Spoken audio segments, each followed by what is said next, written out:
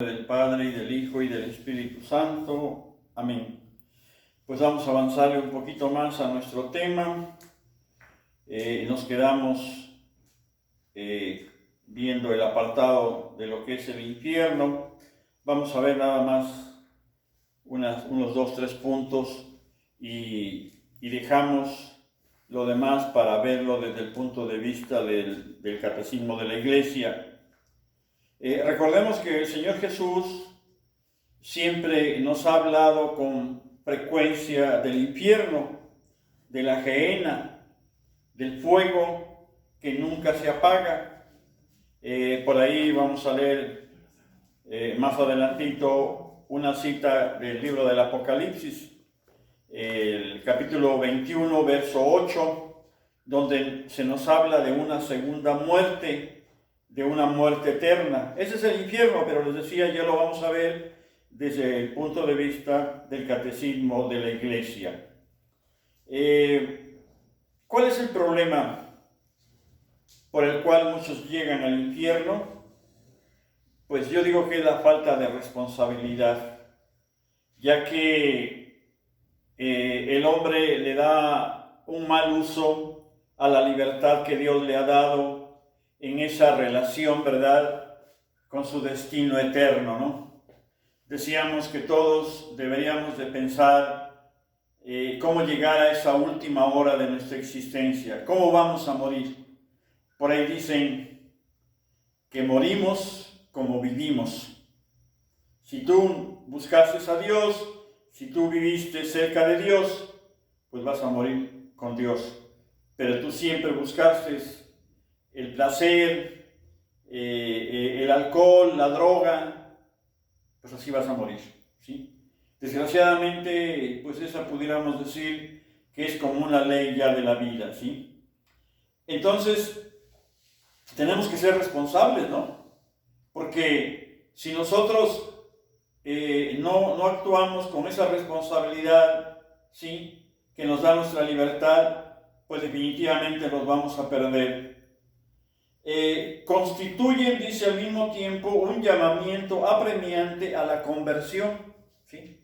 Ese es ser responsable, ¿no? Estar preparado, buscar siempre la conversión, ¿sí? Si yo sé que estoy pecando, si yo sé que estoy haciendo las cosas mal, ¿verdad?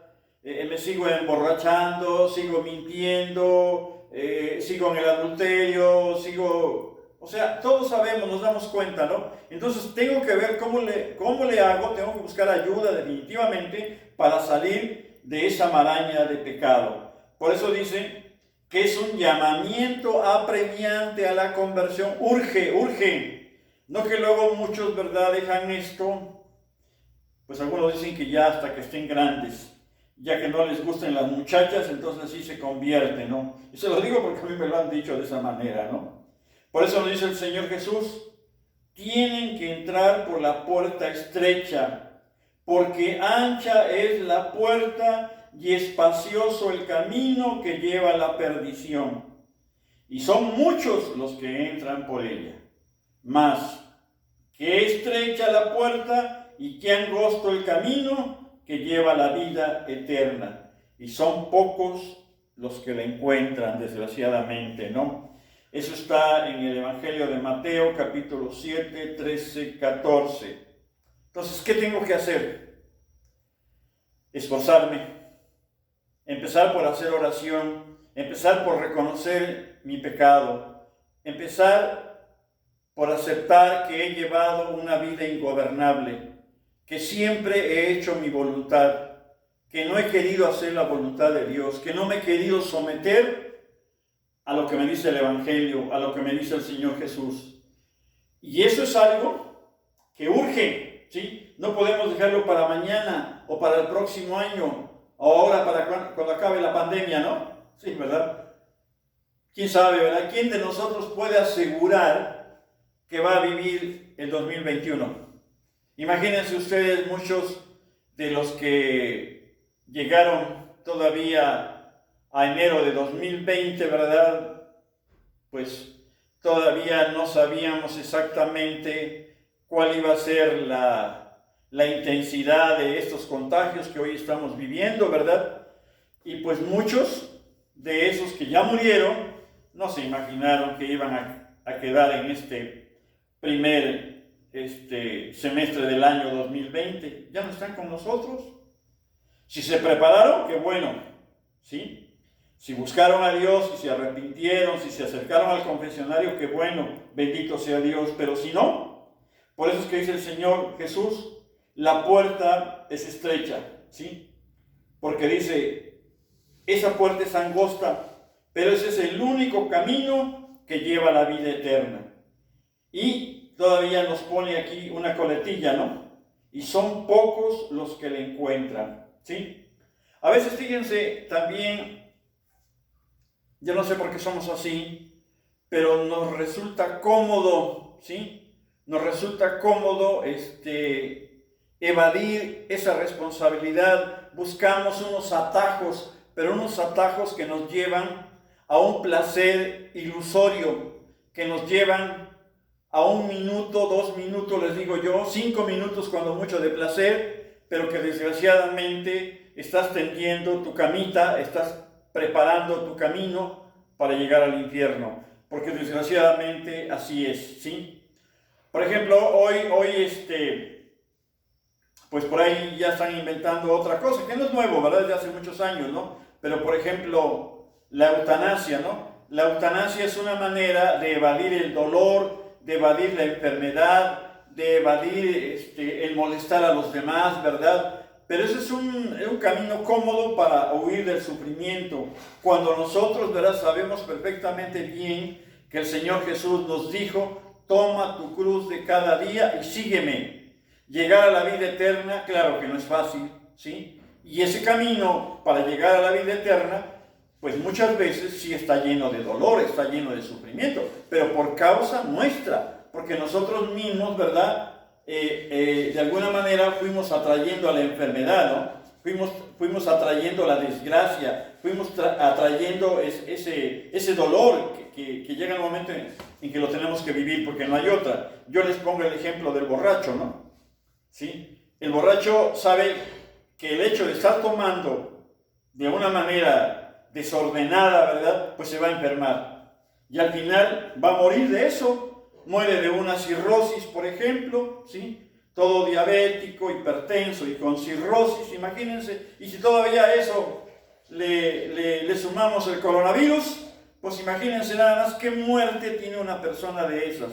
¿Y quién tuvo la culpa? Pues él atrajo todo eso, ¿verdad? Y muchas veces estas personas quieren huir de ese dolor. No debemos huir de ese dolor. No debemos de bajarnos de esa cruz. Tenemos que afrontar nuestra realidad y llegar a ese momento del encuentro con la muerte, ¿sí? Preparados, confesados, ¿verdad?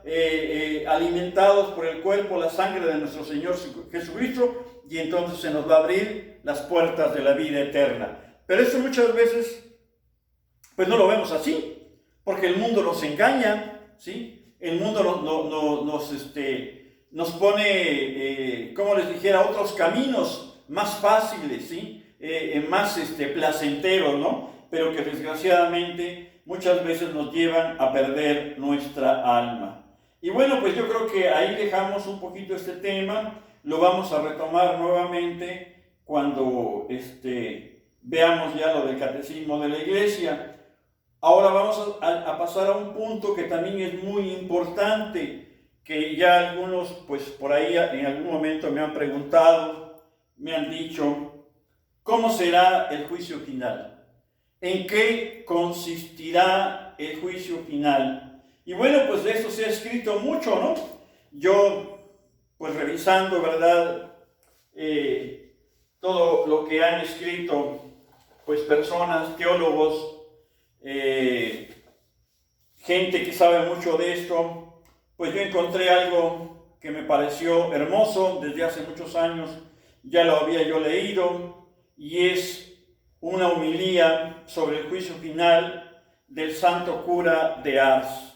Este sacerdote fue un gran místico. Y bueno, les voy a hacer algunas reflexiones de aquí para que tengamos una idea, pues a lo mejor no precisa, ¿verdad?, pero más o menos, sí, tener una idea clara de cómo será el juicio final. Y este gran santo, él se apoya en una cita del Evangelio de San Lucas, el capítulo 21, verso 27, que dice a la letra: entonces verán al Hijo del Hombre viniendo con gran poder y majestad terrible, rodeado de los ángeles y de los santos. ¿Sí?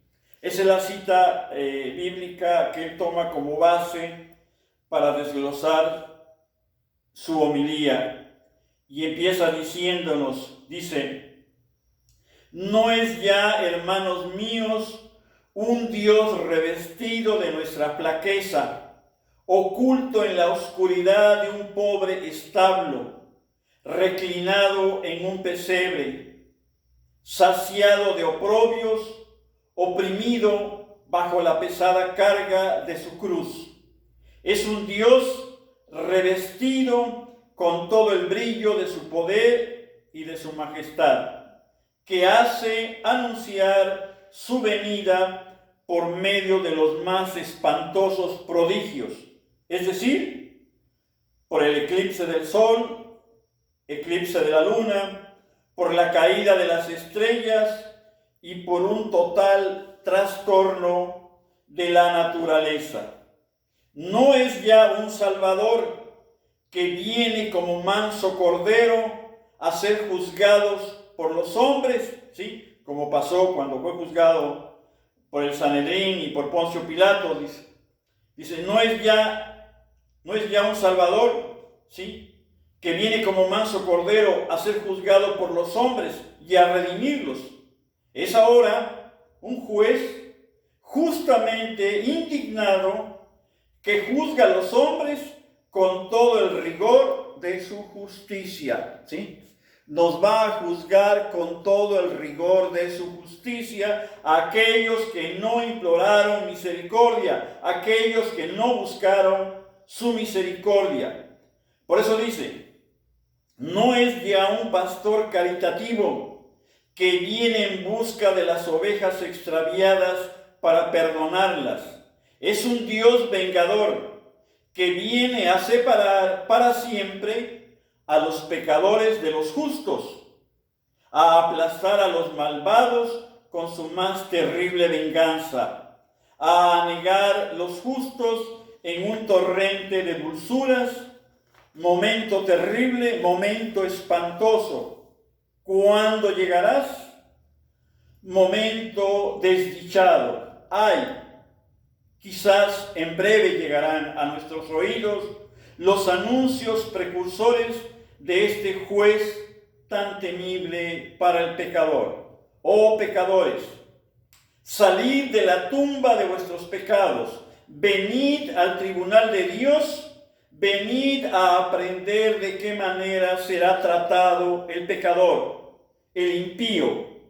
En este mundo parece hacer gala de desconocer el poder de Dios, viendo a los pecadores sin castigo, llegan hasta decir, no hay Dios, ¿sí?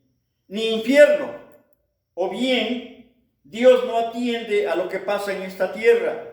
Y esas son expresiones que escuchamos seguido, ¿no? Hay quienes dicen, no, Dios ni se va a dar cuenta de lo que yo hago, ¿sí? Otra vez alguien decía, ¿no? Las nubes lo tapan y ya no observa lo que está pasando acá abajo. O sea, ideas de veras, discúlpenme, pero, híjole, ya no digo mejor el calificativo. Dice, pero dejad que venga el juicio, ¿sí? Dejad que venga el juicio de Dios, ¿sí? Sobre todo lo que pasa en la tierra. Y en aquel día grande, Dios manifestará su poder y mostrará a todas las naciones que Él lo ha visto todo y que de todo ha llevado cuenta. ¿Sí? Se lo vuelvo a repetir por si no lo oyeron bien. Él lo ha visto todo y de todo ha llevado cuenta. ¿Qué diferencia, hermanos, entre estas maravillas y las que Dios obró al crear el mundo? Que las aguas rieguen y fertilicen la tierra, dijo en ese entonces el Señor. Y en el mismo instante las aguas cubrieron la tierra y le dieron fecundidad. Pero cuando venga a destruir el mundo, mandará al mar saltar sus barreras con ímpetu espantoso para engullir el universo entero en su furor. Creó Dios el cielo y ordenó a las estrellas que se fijasen en el firmamento. Al mandato de su voz, el sol alumbró el día y la luna presidió a la noche. Pero en aquel día postrero el sol se oscurecerá y no darán ya más lumbre la luna y las estrellas. Todos estos astros caerán con estruendoso terrible. ¿Qué diferencia, hermanos míos? Para crear el mundo empleó Dios 6 días, pero para destruirlo va a ser un abrir y cerrar de ojos. Para crearlo a nadie llamó para que fuese testigo de tantas maravillas, pero para destruirle allí estaremos todos ahí estaremos, todos estaremos. Ahí estarán todos los pueblos, todas las naciones se hallarán presentes. Confesarán que hay un Dios y reconoceremos su poder. Venid, burlones, impíos, venid, incrédulos, refinados, ateos, venid, a ver si existe o no Dios, si ha visto o no todas vuestras acciones, si es o no todopoderoso. Oh Dios mío, ¿cómo cambiará de lenguaje el pecador en aquella hora? ¿Qué de lamentos habrá? ¡Ay! ¿Cómo se arrepentirá de haber perdido un tiempo tan precioso? Mas no es tiempo ya. Todo ha concluido para el pecador. No hay esperanza. ¡Oh! ¡Qué terrible instante será aquel! Dice San Lucas que los hombres quedarán yertos de pavor, pensando en los males que les espera. ¡Ay, hermanos míos!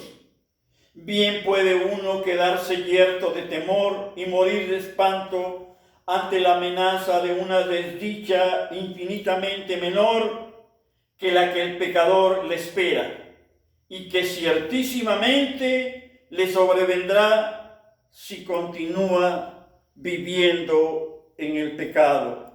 Por eso no olvidemos que hoy Dios nos está llamando la atención a través de esta pandemia y nos está llamando a la conversión, nos está llamando a dejar esa vida licenciosa, a dejar el pecado, a acercarnos a Él. Hermanos míos, si en este momento en que me dispongo a hablaros del juicio final, al cual compareceremos todos para dar cuenta de todo el bien y de todo el mal que hayamos hecho y recibir la sentencia de nuestro definitivo destino, ya sea el cielo o el infierno, viniese un ángel a anunciarnos ya de parte de Dios que dentro de 24 horas todo el universo será abrasado en llamas por una lluvia de fuego y azufre. Si empezaseis y al oír que el trueno retumba y a ver que la tempestad enfurecida asuela vuestras casas, vuestros pueblos, que los relámpagos se multiplican hasta convertir el universo en un globo de fuego, que el infierno vomita ya todos sus réprobos, cuyos gritos y alaridos se dejan oír hasta los confines del mundo, anunciando que el único medio de evitar tanta desdicha es dejar el pecado y hacer penitencia. Eso es a lo que nos llama hoy el Señor, a dejar el pecado y hacer penitencia.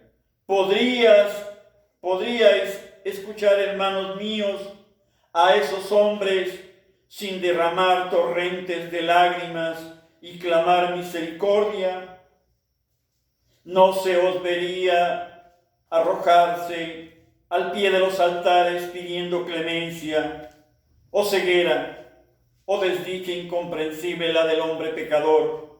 Los males que vuestro pastor os anuncia son aún infinitamente más espantosos y dignos de arrancar vuestras lágrimas y de desgarrar vuestros corazones. Estas terribles verdades van a ser otras tantas sentencias que pronunciarán vuestra condenación eterna, pero lo más grande de todas las desdichas es que seáis insensibles a ellas y continuéis viviendo en el pecado, sin reconocer vuestra locura hasta el momento en que no haya remedio para vosotros. Un momento más, y aquel pecador que vivió tranquilo en el pecado será juzgado y será condenado. Un instante más y llevará consigo sus lamentos por toda la eternidad. Sí, hermanos míos, seremos juzgados, nada más cierto, sí, seremos juzgados sin misericordia en ese momento. Sí, eternamente nos lamentaremos de haber pecado, de no haber buscado a nuestro Señor Jesucristo. Leemos en la Sagrada Escritura, hermanos míos, que cada vez que Dios quiere enviar algún azote al mundo o a su iglesia, lo hace siempre preceder de algún signo que comience a infundir el terror en los corazones y los lleve a aplacar la divina justicia, queriendo anegar el universo o en un diluvio, como en el tiempo del arca de Noé, cuya construcción duró 100 años, fue una señal para inducir a los hombres a penitencia, sin la cual todos deberían perecer. El historiador Flavio Josefo refiere que antes de la destrucción de Jerusalén se dejó ver durante largo tiempo un cometa en figura de alfanje que ponía a los hombres en consternación. Todos se preguntaban: ¡ay de nosotros! ¿Qué querrá anunciar esta señal? Tal vez alguna gran desgracia que Dios va a enviarnos. La luna, dicen, que estuvo sin alumbrar 8 noches seguidas. La gente parecía no poder ya vivir más. De repente, en la ciudad de Jerusalén, apareció un desconocido que durante 3 años, sí, no paraba de gritar día y noche por las calles de la bella Jerusalén, gritando: ¡ay de Jerusalén! ¡Ay de Jerusalén! Le prenden, la azotan con varas para impedirle que grite. Nada le detiene. Al cabo de 3 años exclamó: ¡ay, ay de Jerusalén! ¡Ay de mí! Una piedra lanzada por una máquina le cae encima y le aplasta en el mismo instante. Entonces todos los males que aquel desconocido había presagiado a Jerusalén vinieron sobre ella. El hambre fue tan dura que las madres llegaron a degollar a sus propios hijos para alimentarse con su carne. Los habitantes, sin saber por qué, se degollaban unos a otros. La ciudad fue tomada y aniquilada. Las calles y las plazas estaban todas cubiertas de cadáveres. Corrían arroyos de sangre. Los pocos que lograron salvar sus vidas fueron vendidos como esclavos. Esa fue la gran tragedia que sufrió Jerusalén allá por los años 70, que ya la había preanunciado nuestro Señor Jesucristo. Mas como el día del juicio será el más terrible y espantoso de cuanto haya habido, le precederán señales tan horrendas que llevarán el espanto hasta el fondo de los abismos. El Señor nos dice que en aquel momento infausto para el pecador, el sol no dará ya más luz, la luna será semejante a una mancha de sangre y las estrellas caerán del firmamento. El aire estará tan lleno de relámpagos que será un incendio todo él. Y el fragor de los truenos será tan grande que los hombres quedarán yertos de espanto. La verdad que es una homilía hermosísima, pero triste. Fíjense lo que continúa diciendo. Los vientos soplarán con tanto ímpetu que nada podrá resistirles. Árboles y casas serán arrastradas al caos del mar. El mismo mar de tal manera será agitado por las tempestades que sus olas se elevarán 4 codos por encima de las más altas montañas y bajarán tanto que podrán verse los horrores del abismo. Todas las criaturas, aun las insensibles, parecerán quererse aniquilar para evitar la presencia de su Creador, al ver cómo los crímenes de los hombres han manchado y desfigurado la tierra. Las aguas de los mares y de los ríos hervirán como aceite sobre brasas. Los árboles y plantas vomitarán torrentes de sangre. Los terremotos serán tan grandes que se verá la tierra hundirse por todas partes. La mayor parte de los árboles y de las bestias serán tragados por el abismo, y los hombres que sobrevivan aún quedarán como insensatos. Los montes y peñascos se desplomarán con horrorosa furia. Después de todos estos horrores, se encenderá fuego en los 4 ángulos del mundo. Fuego tan violento que consumirá las piedras, los peñascos y la tierra, como briznas de paja echadas en un horno. El universo entero será reducido a cenizas. Es preciso que esta tierra manchada con tantos crímenes sea purificada por el fuego que encenderá la cólera del Señor, de un Dios justamente irritado.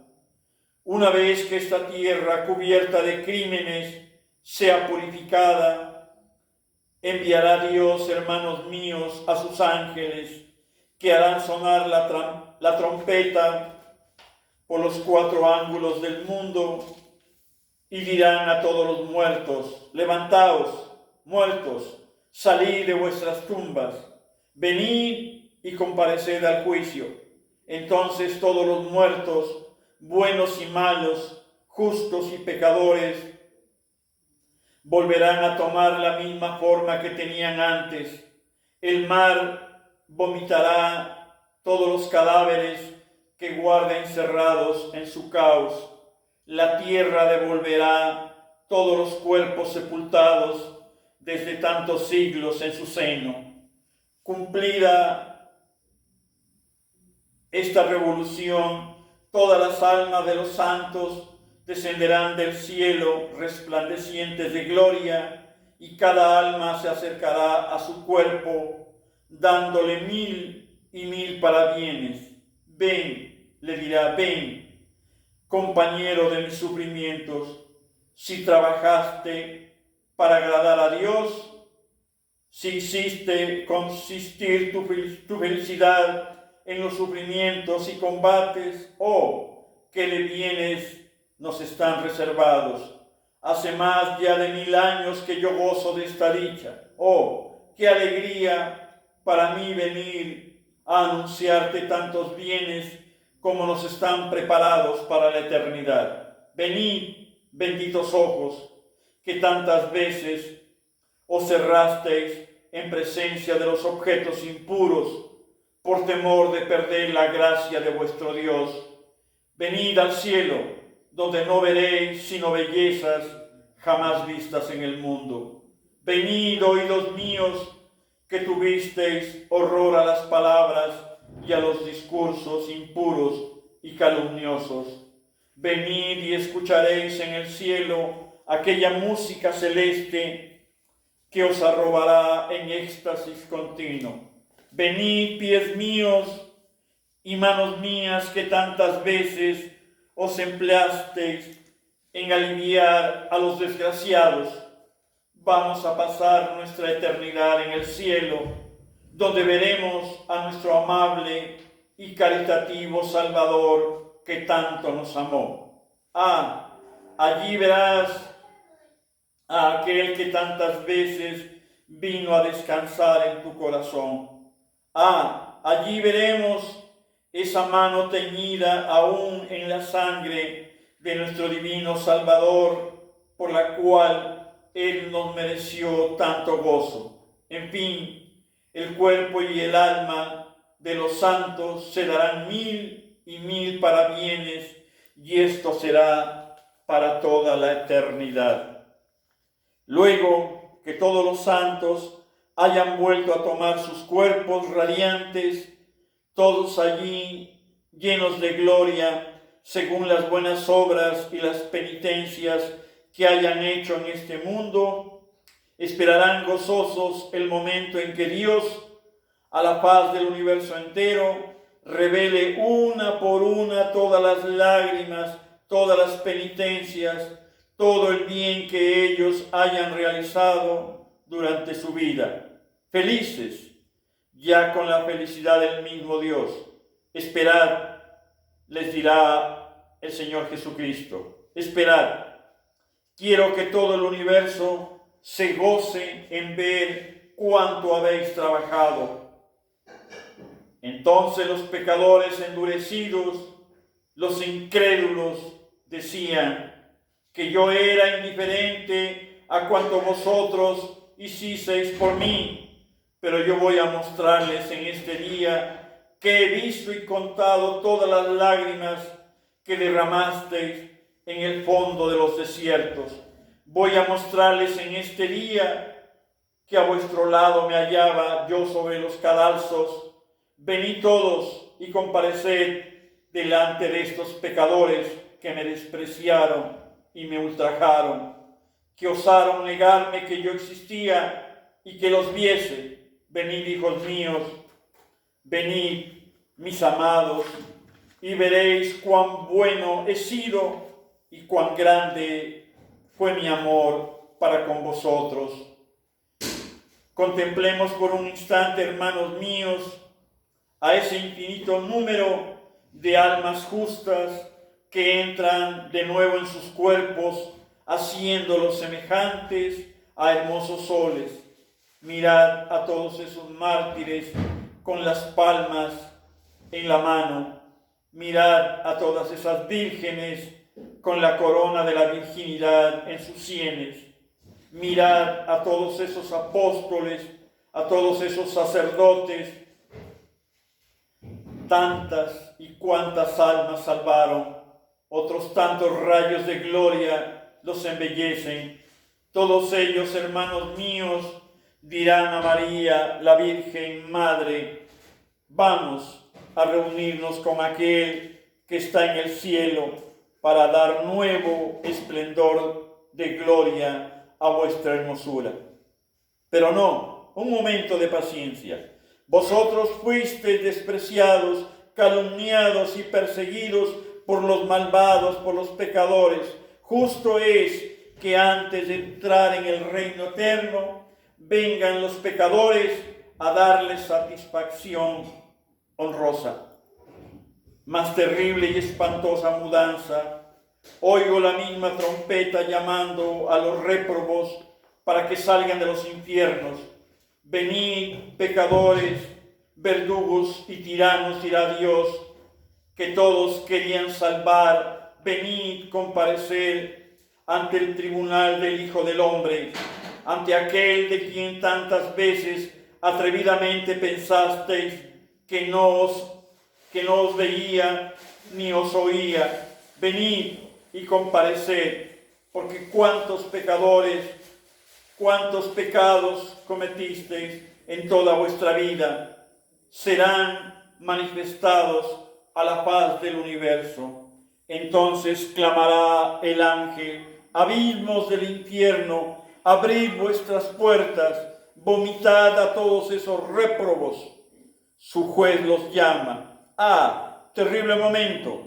Todas aquellas desdichadas almas réprobas, horribles, como demonios saldrán de los abismos e irán como desesperadas en busca de sus cuerpos. ¡Ah, momento cruel! En el instante en que el alma entrará en su cuerpo, este cuerpo experimentará entonces todos los rigores del infierno. ¡Ah, este maldito cuerpo, estas malditas almas se echarán 1000 y 1000 maldiciones! Bueno, pues yo creo que aquí la dejamos.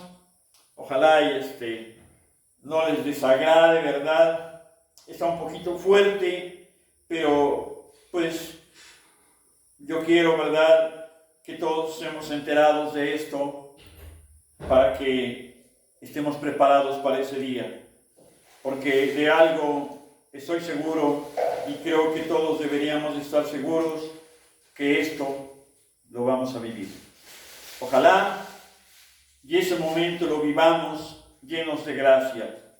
En el próximo video vamos a terminar la homilía de este gran cura, ¿sí?, de este gran sacerdote, de este gran santo, ¿sí?, el cura de Ars. De veras que es hermosísima su meditación que él hace sobre el juicio final. Ave María Purísima, sin pecado concebida. Adorado sea el Santísimo Sacramento del altar, por siempre sea bendito y adorado. En el nombre del Padre, y del Hijo, y del Espíritu Santo. Amén.